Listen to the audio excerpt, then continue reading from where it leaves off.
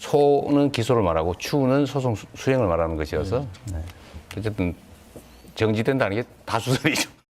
12개 혐의 5개 재판을 받고 있는 이재명 대표가 대통령이 되면 재판은 중지될 거라고 한 말입니다. 헌법 84조, 대통령은 내란 또는 외환죄를 제외하고 재직 중 형사상 소추를 받지 않는다는 불소추 특권을 언급한 겁니다. 다만 대통령 당선 전 기소된 경우에 대해서는 해석이 분분한데 민주당은 재판 중지에 힘을 보탰습니다. 대통령이 직무를 수행하는 중에는 재판이 정지된다고 보는 것이 합당하죠. 그것이 헌법학회의 다수설이라고 하는 것이 또 사실이고요. 국민의힘은 벌써부터 김칫국을 마시고 있다며 대통령직을 면죄부로 이용하려 하냐고 지적했습니다. 멀쩡한 사람이 대통령이 되어야 한다. 이 대표는 출마해선 안 된다는 말도 나왔습니다.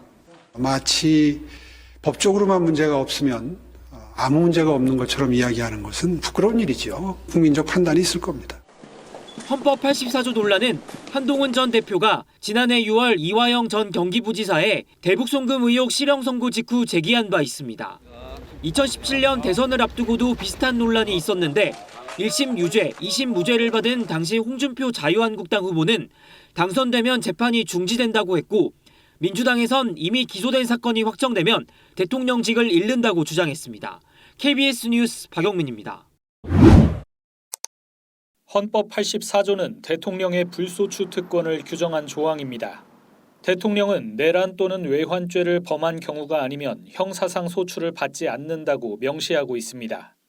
이때 형사사건에 대해 소를 제기한다는 소추의 뜻을 그대로 적용해야 한다는 해석이 있습니다.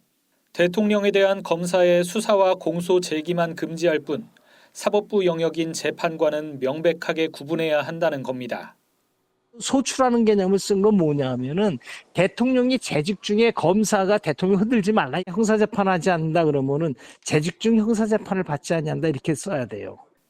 반면 대통령의 안정적인 국정 수행을 위해 마련된 헌법 84조의 취지를 존중해야 한다는 견해도 많습니다. 대통령에 당선되면 수사나 기소뿐 아니라 국정에 부담이 되는 기존 재판까지 중단돼야 한다는 의견입니다.